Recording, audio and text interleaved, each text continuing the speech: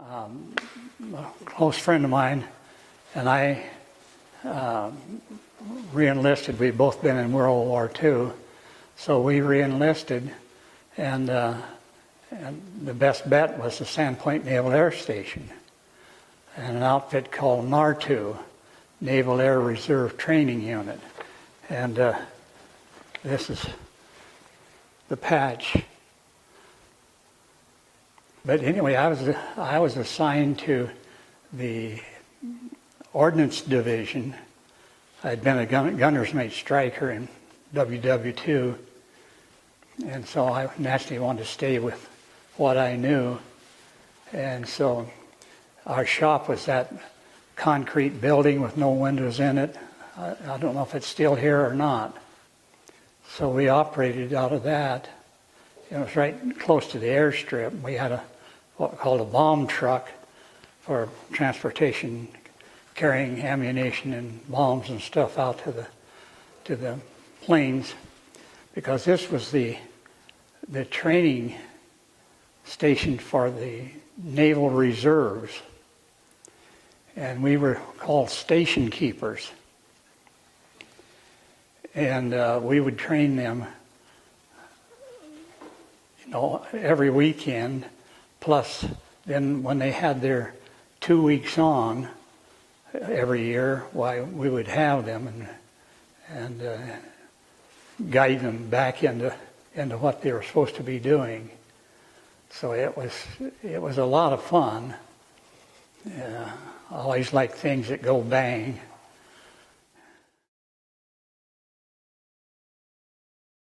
We would put on practice bombs and rockets. They'd go out and they'd drop one submarine in particular. I forget the name. I've got a picture of it, I think, in here. They kind of erred. They'd go out in the straits and then sometimes clear out in the ocean. And this one plane comes swooping down and he nailed it, and he hit the periscope. The captain of that submarine was furious, because what do you say? I mean, you're talking about, even in those days, you're talking a lot of money for a periscope.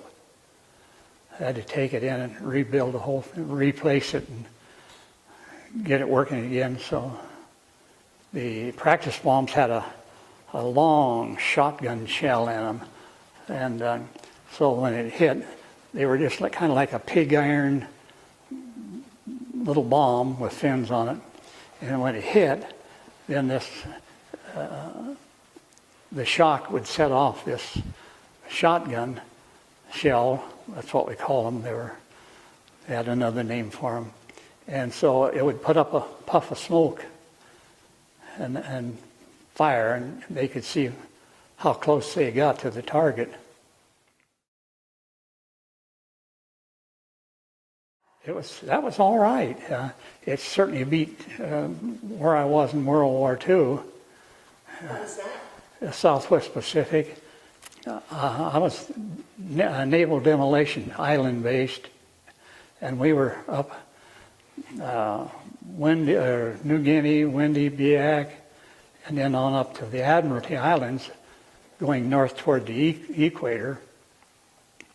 And we were 110 miles south of the equator.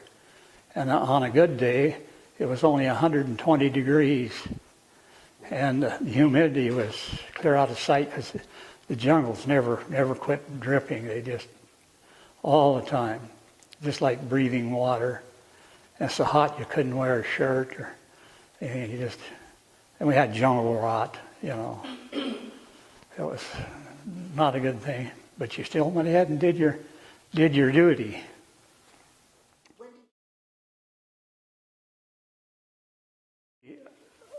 We got word that the military had decided that the Rocky Mountains was where they were going to try to hold the line from the Japanese invasion. You think about that. And so I enlisted in the Troop L of the Oregon State Guard when I was 16 on New Year's Day, 1942. In October I joined the Navy. Since my father told us boys, he said, don't ever go in the infantry. Don't go in the Army. He says, because he was in France in World War I, so he knew. And none of us went in the Army.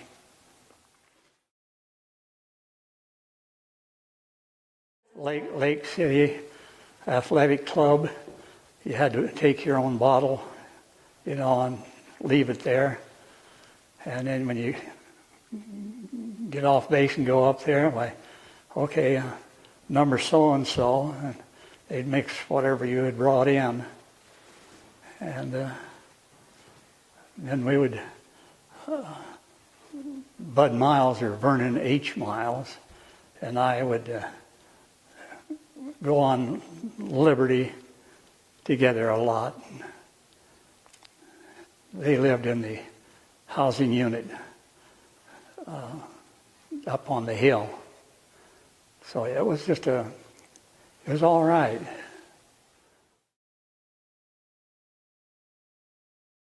Yes, there was a ammunition storage up near the range. And we would take this truck and go up there and load up and put the red flags on it and all that stuff and take it back. And you didn't think anything about it. You just go ahead and take it in the building and do what you had to do with it. We had to belt all the 50 caliber, which was, in those days, they didn't have anything automatic. It was all by hand. And boy, those 650 calibers in both the Chancefoot, Corsair, the F5, and the Grumman F6F, what we would do is if they were just going out to target practice on a sleeve, our division would rig up a torpedo plane and had a reel in it, and they'd have this big flag way back. I forget how many yards it was back, and these planes would dive on it. Well, to mark who got the hits on it, we would take and roll the ammo up, a belt of them, and dip them in paint, just about that deep, different colored paint for each plane. And so that when that bullet went through, if it went through the target, it would mark what plane it was that made the hits.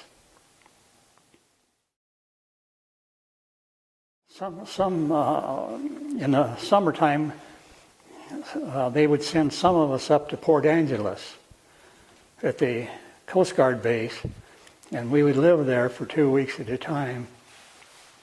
Good food, boy. And that's where I learned to really admire the Coast Guardsmen. They'd go out. When the Navy came in, the Coast Guard would go out if it was that bad. But anyway, they'd go out there and strafe whatever they could find and come back all fat and sassy. Oh yes, I was, when they started to retire me, they sent me down first to Bremerton, then to Treasure Island, and then back to Sand Point. And I couldn't go back with NARTU, Naval Air Reserve Training Unit, so they put me with this group of regulars here on the base. Man, that was not the best duty. The first thing they did was put me night duty in the fire hall for 6 months. So the fire hall says, well, I showed them, one of my sisters, oh, you take the dispatch. And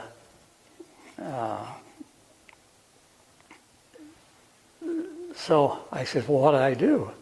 Well, if the phone rings, answer it, And if it's important, you just punch that button right here and pick up the mic and announce it.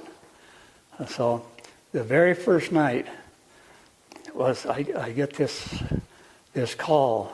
The captain's house is on fire. The captain was Captain Dutch Grieber, who became admiral later of the 13th District. But I didn't even finish putting the mic down, and boy, those guys were down that pole from overhead, their bunks, and so fast you couldn't believe it, and they were still pulling on their gear the very first night. And then another time, there was one of the reservists was shooting landings in F-4U Corsair, and he came in and he was too high, a little bit too high. So he firewalled the throttle, and of course the torque on those huge engines, 2800s engines, and it just snapped upside down like that.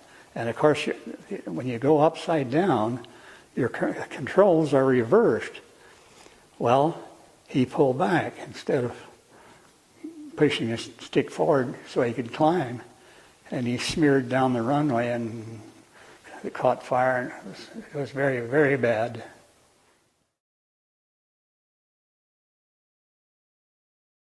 That is a chance fought Corsair, bent wing, 13-foot prop on it, and 650 caliber machine guns. Plus, you can see the bomb racks and rocket racks on the wings.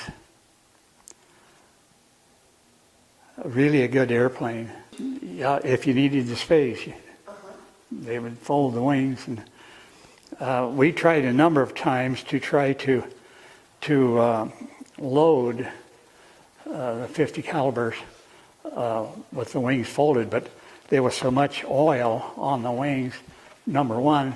Number two, you're lifting how many pounds up over your head trying to cram it in this and lock it in place, and then get the feed over into the 50 caliber. You can see the holes here, over there. Yes, the smaller bombs would be on the wings, and then of course they had bomb rack under the belly of the plane for the big stuff. And here's the PV-1. That's the one they had here, and that was also one of the trainers, and it was a military version of the Lockheed Hudson passenger plane, and I watched it go in the Lake Washington. I was just outside. I just finished loading an F-6, and I was outside the big hangar, and that's the hangar where they run the PBYs and stuff into, you know. And so I saw it. You hear something funny. You attune yourself to these things, and so I stepped inside to where the engineering officer was, the commander, and I said, "Sir, you got a plane going down in the lake." Oh, he says, "BS, sailor." I says, "Okay, sir," and it just kept going down and down and down and down, and he still didn't hit the alarm. And so it hit a 4-man crew, and it just peeled the bottom off of that airplane, and all three got out. And then the sirens went off, and the boat crew from down at the end of the base here, they got around there and got them out of the water.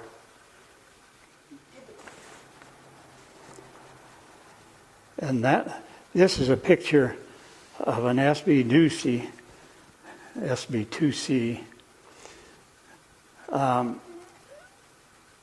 They were, it was built by Curtiss to replace the SBD, Douglas Dauntless dive bomber, and it was just a piece of, you know what, it was, they couldn't keep them flying, and they never did do the job. It was just really, really bad news at Black Rock. There's a PBY and a PV1.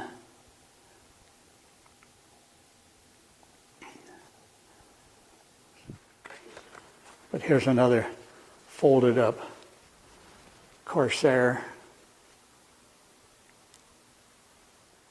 This is an SNJ trainer.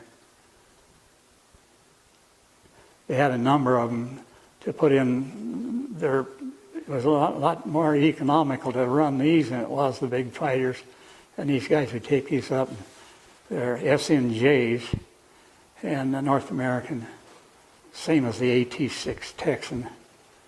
But they would go up and really wring them out.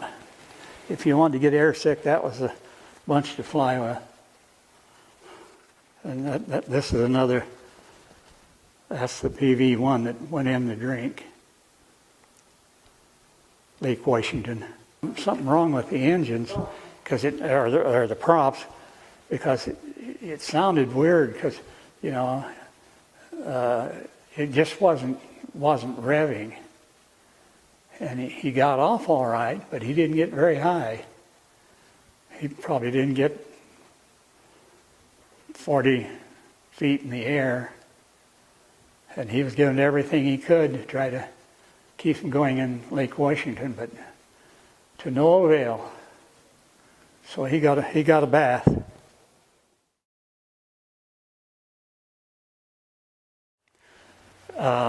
When you mentioned the tower control, traffic control, brought to mind this one guy went up there, and they had very pistols, firing, you know, I think it was a 2-inch or 40 millimeter, very pistol, and he'd always wanted to fire one. Well, instead of coming up to the range, we would let him fire all he wanted.